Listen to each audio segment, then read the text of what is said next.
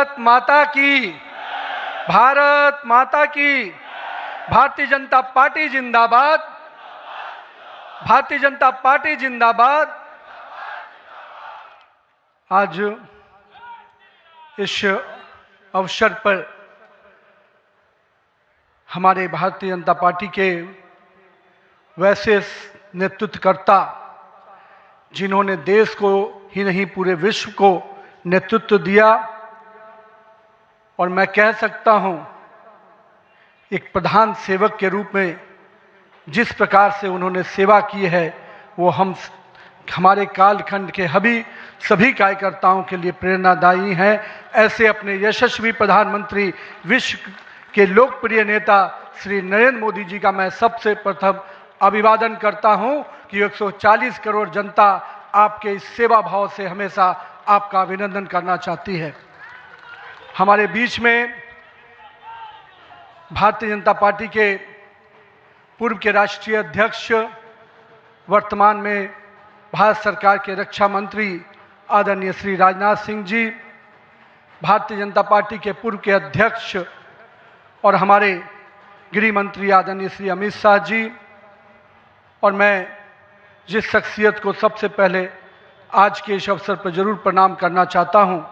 और नमन करता हूं, अभिनंदन करता हूं, अपने निवर्तमान अध्यक्ष और भारत सरकार के केंद्रीय स्वास्थ्य मंत्री आदरणीय जेपी नड्डा जी को, हमारे पूर्व राष्ट्रीय अध्यक्ष और देश में सड़क परिवहन और राज्य मार्ग मंत्री के रूप में अपना अलग छवि बनाने वाले आदरणीय नितिन गडकरी जी, भारतीय जनता पार्टी के सभी संसदीय बोर्ड के सदस्यगण, राष्ट्रीय संगठन महामंत्री BL संतोष जी, और जिन्होंने इस पूरी चुनाव प्रक्रिया को और हम कह सकते इस संगठन पर्व को नेतृत्व दिया, वैसे अपने के लक्ष्मण जी, सभी राज्यों के माननीय मुख्यमंत्रीगण, हमारे सभी केंद्रीय मंत्रीगण, माननीय उप मुख्यमंत्रीगण, भारतीय जनता पार्टी के सभी राष्ट्रीय पदाधिकारीगण, सभी प्रदेशों से आए हुए हमारे माननीय प्रदेश अध्यक्षगण, माननीय संगठन महामंत्रीगण, और हमारे सभी इस राष्ट्रीय परिषद के जो हमारे नुमाइंदे प्रतिनिधि यहाँ उपस्थित हुए हैं, मैं उन सभी को का अभिनंदन करता हूँ, और साथ ही साथ देश भर के सभी कार्यकर्ताओं को और यहाँ पर उपस्थित सभी कार्यकर्ता भाइयों को भी बहुत बहुत अभिनंदन और धन्यवाद करता हूँ। आज मैं सर्वप्रथम हृदय की गहराइयों से आप सबका आभार व्यक्त करता हूं, जो हमारे मंच पर शीर्ष पर बैठे हैं, हमारा शीर्ष नेतृत्व, और यहाँ पर बैठा हुआ पार्टी का वैसा नेतृत्व जिसने हर बूथ तक भाजपा के विस्तार में योगदान दिया है। आपने मुझ जैसे सामान्य कार्यकर्ता को पार्टी का इस सर्वोच्च पद तक पहुँचाने का अवसर दिया है। मैं इसके लिए आप सभी को प्रणाम करता हूँ। माननीय आदरणीय प्रधानमंत्री जी, मैं हृदय से आपका आभार व्यक्त इसलिए करता हूं क्योंकि हम लोग ने हमेशा दूर से ही एक कार्यकर्ता के रूप में किस प्रकार से आप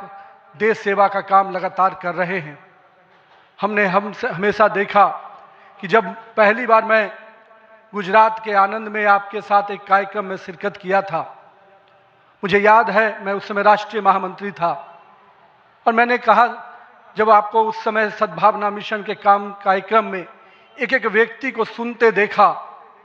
और जब कार्यक्रम की समाप्ति के बाद आपने अपना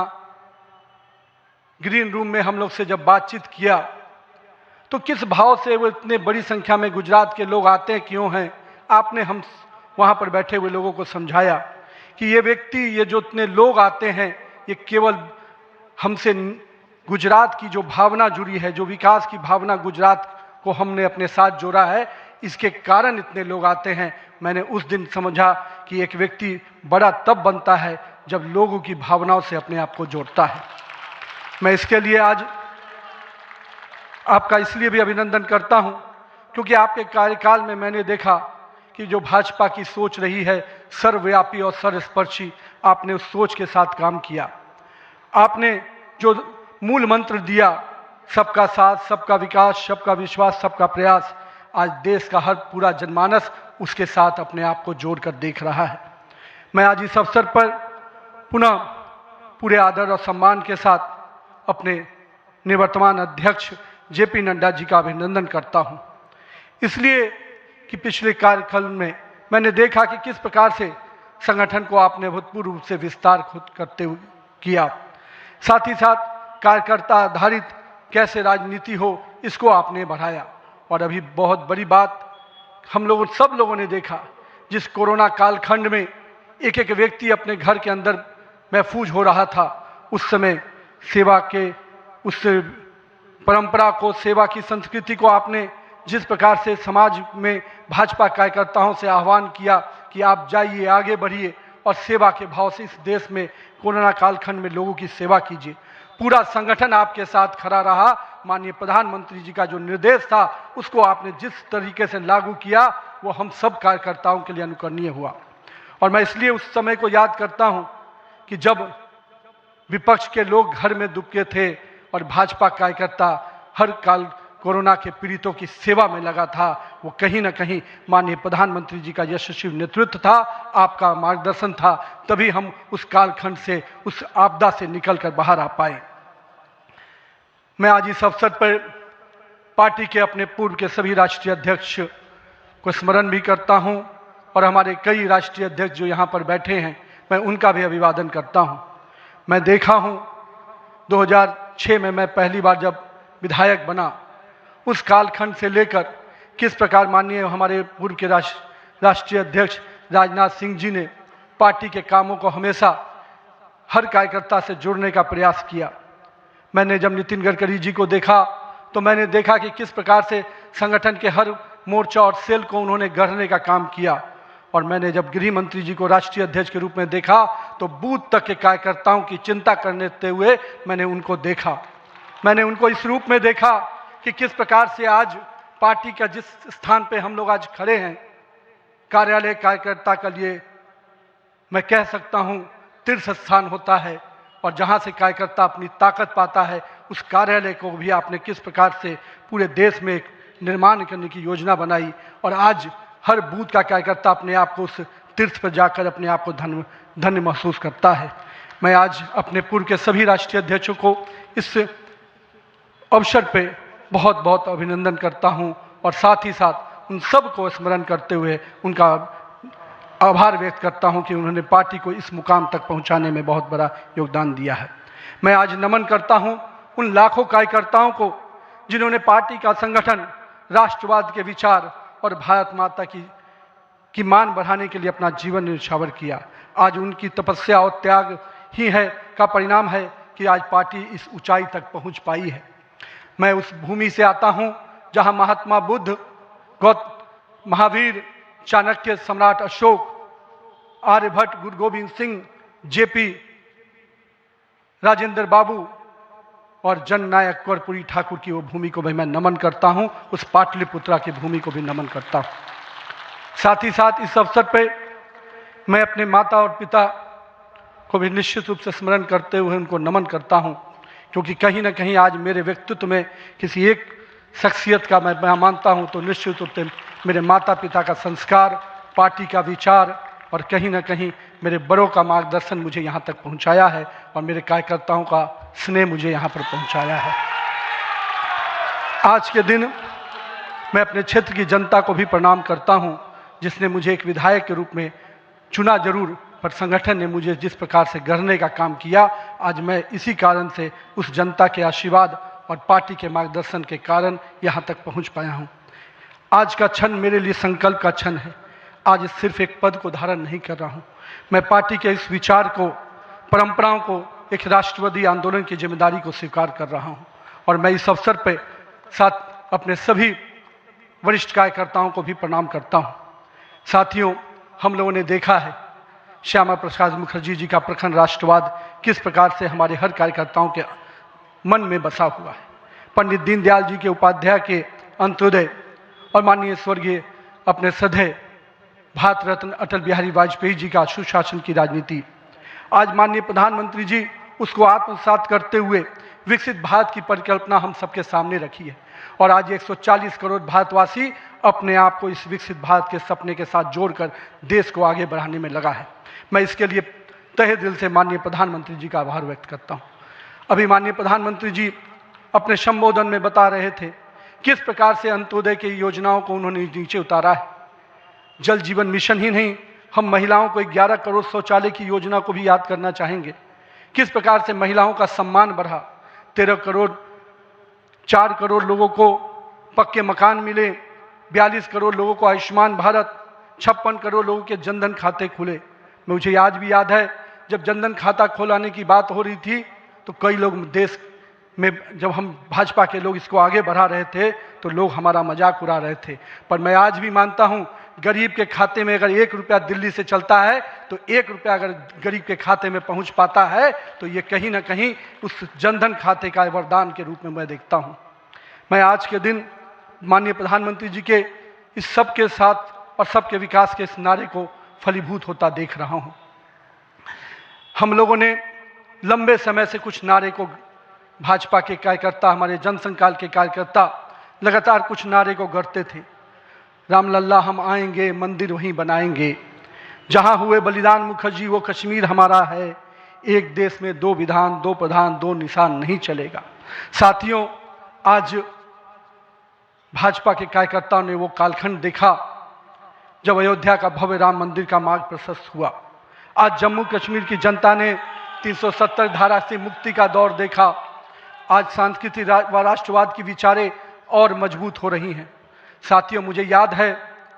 अब वो समय जब हम लोग आज श्रीनगर के लाल चौक पर तिरंगा लहराते देखते हैं तो गर्व की अनुभूति होती है। हमने वो दौर भी देखा था जब पाकिस्तान के झंडे लहरा रहे थे और दिल्ली की सरकार बैठकर मौन बैठी थी उस समय, क्योंकि वो समय हम लोगों ने युवा मोर्चा के कालखंड में काम करने का जब मौका मिला था तो हमने देखा था उस समय जब माननीय प्रधानमंत्री जी उस कालखंड से 370 को समाप्ति किए तो कहीं ना कहीं पूरे कश्मीर की फिजा बदली है और आज कश्मीर का लाल चौक तिरंगे से लहराया नहाया नजर आता है। ये परिवर्तन हमारे देश में आया है। साथियों, हम भारतीय जनता पार्टी के उस समान राजनीतिक दल नहीं जिसके लिए हम काम करते हैं, हम उस विचार के साथ काम करते हैं जिस विचार से हम राजनीतिक अभिव्यक्ति के साथ साथ उस नारे के साथ काम करते हैं जहां राष्ट्र प्रथम के नारे, नेशन फर्स्ट, पार्टी नेक्स्ट और सेल्फ लास्ट, माननीय प्रधानमंत्री जी ने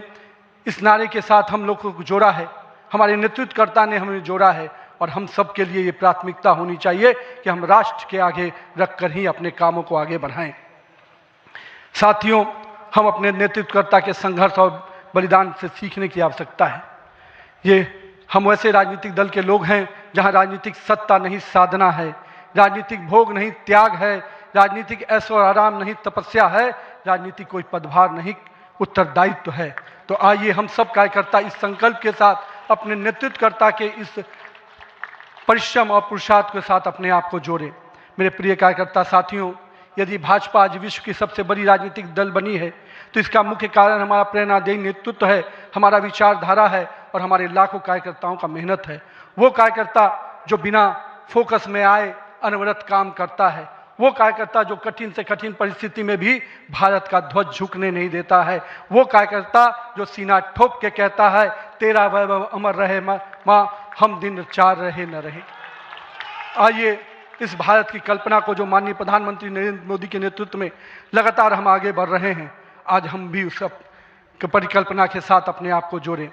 हमारे नेताओं कार्यकर्ताओं का परिश्रम ही है जो आज हम यहाँ तक पहुँचे हैं, लेकिन वर्तमान पीढ़ी को भी अपने हिस्से का त्याग, तपस्या और पुरुषार्थ करना होगा, क्योंकि विकसित भारत के अगर संकल्प को सिद्धि तक पहुँचाना है, एक ऐसा भारत जहाँ समृद्धि भी हो, सशक्त भी हो, समरस भी हो, आत्मनिर्भर भी हो, तो हमारे कालखंड के कार्यकर्ताओं को भी अपने हिस्से का पुरुषार्थ, त्याग और तपस्या करना पड़ेगा। साथियों, हमारे प्रधानमंत्री जी ने हमेशा अलग अलग समूहों की बात की। अमृतकाल के लिए 4 समूहों की जो बात की, उसमें युवा, महिला, किसान और गरीब है। हमें अब इन नई पहचानों के साथ आगे बढ़ना है, तभी हम आधुनिक, प्रगतिशील और विकसित भारत की कल्पना को साकार कर पाएंगे।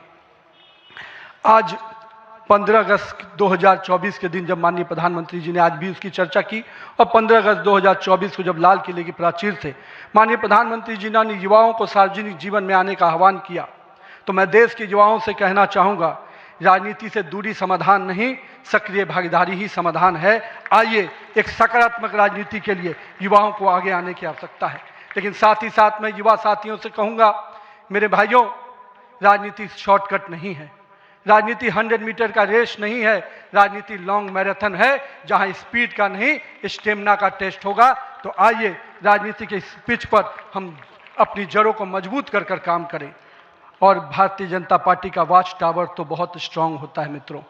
इसलिए आप अपने बूथ में निरंतर रूप से काम करते रहिए, अपने मंडल में काम करते रहिए। भाजपा का वॉच टावर, भाजपा का केंद्रीय नेतृत्व इतना मजबूती तरीके से हर पारी से नजर रखता है, कहीं ना कहीं आपको भी उस मुकाम तक पहुंचाएगा।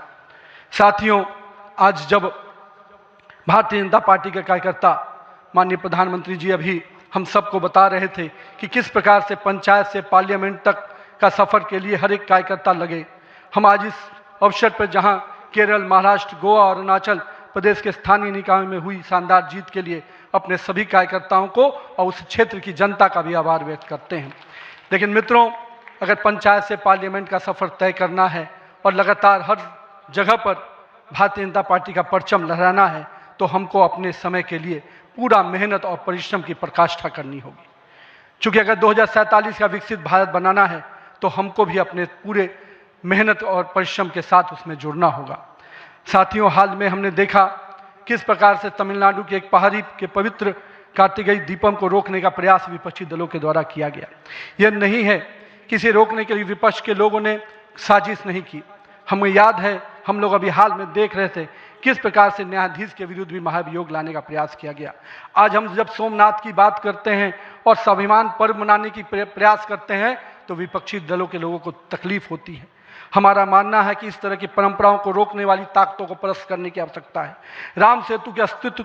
को नकारने वाले, कार्तिकेय दीपम का विरोध करने वाली ताकतों को भारत की राजनीति में अब कोई स्थान नहीं मिल सकता, ऐसा हमें प्रयास करना है। साथियों, अगले कुछ महीने में तमिलनाडु, असम, बंगाल, केरल और पुडुचेरी में चुनाव होने जा रहा है और वहाँ की डेमोग्राफी की पूरी चर्चा हो रही है। किस प्रकार से बदले हुए डेमोग्राफी में वहाँ चीज़ें बदल रही हैं और हमारे लिए अपने आप में एक चुनौती है। लेकिन हम पूरी तरह से आश्वस्त हैं कि भाजपा का कार्यकर्ता अपने संघर्ष और परिश्रम के बल पर इन 5 राज्यों में सशक्त भाजपा का नेतृत्व प्रदान करने जाएगा। और हम हमेशा विश्वास करते हैं कि हमें अपनी आस्थाओं के केंद्र के लिए और सनातन परंपराओं को केंद्र को बचाने की लड़ाई अगर लड़नी है, तो निश्चित रूप से अपने देश को सुरक्षित रखने की लड़ाई लड़नी है, तो इन 5 राज्यों में हमें एक मजबूत ताकत बन के आना है। आज हमारे राष्ट्र की चेतना का उद्घोष का समय वंदे मातरम का 150वीं वर्षगांठ मना रहे हैं। वंदे मातरम का स्मरण आते ही मन में ऊर्जा और उत्साह बढ़ जाता है। हमें पूरा ध्यान में है कि एक एक व्यक्ति जब वंदे मातरम का जय घोष करता है, तो उसके अंदर से जो ऊर्जा आती है, वही ऊर्जा इस देश को आगे बढ़ाने में काम आती है। तो आइए हम सबको मिलकर 150वीं वर्षगांठ को हर जन जन तक पहुंचाएं, हर युवा तक पहुंचाएं, हर महिला तक पहुंचाएं, क्योंकि वंदे मातरम हमारे अंदर का वो विश्वास है जो इस देश के विकास के साथ जुड़ेगा। सत्ता को सेवा का माध्यम बनाते हुए माननीय प्रधानमंत्री जी ने पिछले 25 वर्षों में जिस प्रकार से